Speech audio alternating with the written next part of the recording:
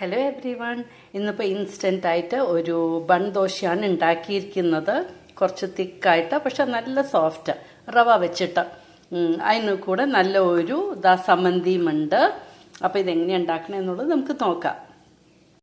ഡിന്നറിന് എന്താ ഉണ്ടാക്കേണ്ടതെന്ന് ആലോചിക്കുമ്പോഴാണ് ഈ ഒരു റെസിപ്പി ഞാൻ കണ്ടത്.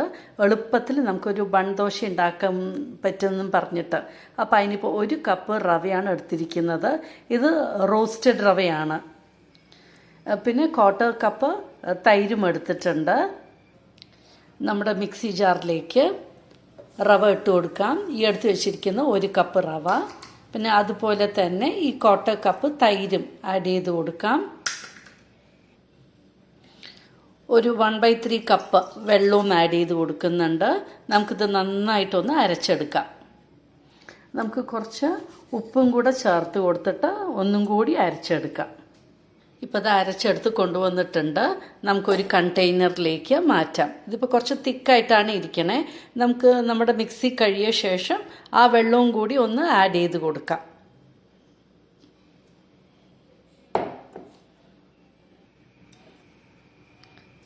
നമ്മുടെ മിക്സി കഴുകിയിട്ട് വെള്ളവും ആഡ് ചെയ്ത് കൊടുത്തിട്ടുണ്ട്. ഇപ്പോൾ ഇത് അരച്ച് വെച്ചിട്ടുണ്ട്. നമുക്കിനി ഇത് ക്ലോസ് ചെയ്തിട്ട് ചട്നിയുടെ പരിപാടി തുടങ്ങാം. അപ്പോൾ അതുവരെ ഇതിങ്ങനെ ഇരിക്കട്ടെ. ചമ്മന്തി ഉണ്ടാക്കാനായിട്ട് എണ്ണ ചൂടാക്കിയിട്ടുണ്ട്. അതിലേക്ക് 3 ചുവന്നമുളക് ഇട്ട് കൊടുത്തു. നമുക്കിനി ഞാൻ ഒരു വലിയ സവാളയാണ് എടുത്തിരിക്കുന്നത്. പിന്നെ ഒരു 10 ചുവന്ന ഉള്ളി, നമ്മുടെ ചെറിയ ഉള്ളി, അതും ആഡ് ചെയ്തിട്ടുണ്ട്. ഒരു ചെറിയ പീസ് വെളുത്തുള്ളി. നമുക്കിത് നന്നായിട്ടൊന്ന് വഴറ്റിയെടുക്കാം. അപ്പോൾ ഈ ബൺ ദോശയ്ക്ക് പറ്റിയ ഒരു ചമ്മന്തിയാണിത്. ഇനിയിപ്പോൾ ഇതിലേക്ക് ഒരു ചെറിയ പീസ് പുളി ആഡ് ചെയ്ത് കൊടുക്കാം. എന്നിട്ട് നന്നായിട്ട് വീണ്ടും നമുക്ക് വഴറ്റി കൊടുക്കാം. ഇനി നമുക്കിതിലേക്ക് കുറച്ച് നാളികേരവും കൂടി ആഡ് ചെയ്ത് കൊടുക്കാം.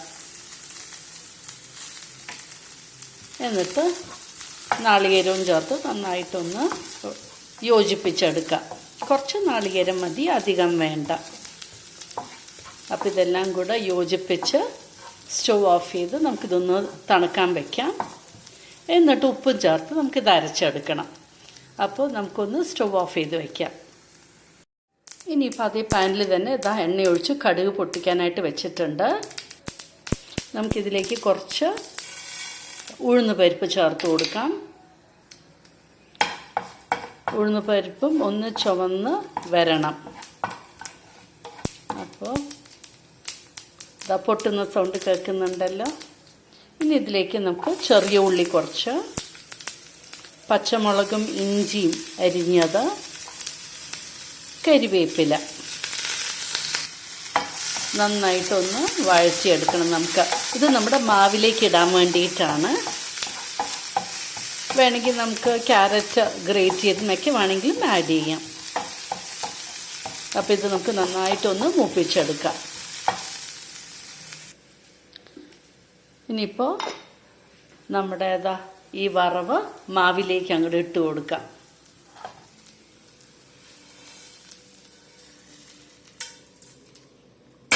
ഇതിപ്പോൾ ഏകദേശം ഒരു 10-15 മിനിറ്റ് ആയിട്ടുണ്ട്. നന്നായിട്ടൊന്ന് ഇളക്കി കൊടുക്കാം. ഇതാണ് നമ്മുടെ മാവിൻ്റെ കൺസിസ്റ്റൻസി.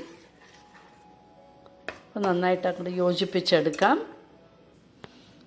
ഇതിൻ്റെ കൂടെ ഒരു പിഞ്ച് നമ്മുടെ സോഡാ ബൈകാർബണേറ്റ് ആഡ് ചെയ്യുന്നുണ്ട്. Just 1 pinch. നന്നായിട്ട് മിക്സ് ചെയ്ത് കൊടുക്കാം. ഇതിപ്പോൾ നമുക്ക് ഫെർമെൻ്റ് ഒന്നും ചെയ്യാൻ വെക്കുന്നില്ലല്ലോ, ഇമ്മീഡിയറ്റ്ലി ഉണ്ടാക്കുകയല്ലേ. അപ്പോൾ അതുകൊണ്ടാണ്. ഇപ്പോൾ കുറച്ച് നേരം വെച്ചിട്ടൊക്കെ ആണെങ്കിൽ നമുക്ക് ആഡ് ചെയ്യേണ്ട. ഇതിപ്പോൾ ഇപ്പം തന്നെ ഉണ്ടാക്കാൻ പോകുന്നതുകൊണ്ട് കുറച്ച് സോഡാ ബൈകാർബണേറ്റ് ആഡ് ചെയ്ത് കൊടുത്തിട്ടുണ്ട്. ഇപ്പം മാവ് ഈ കൺസിസ്റ്റൻസിയിൽ എടുത്തിട്ടുണ്ട്. നമുക്കിനി ഞാൻ അതേ ഫ്രൈങ് പാൻ തന്നെയാണ് എടുക്കണേ. നമുക്കൊന്ന് ഒഴിച്ചു കൊടുക്കാം. എന്നിട്ട് അടച്ചും കൊടുക്കാം.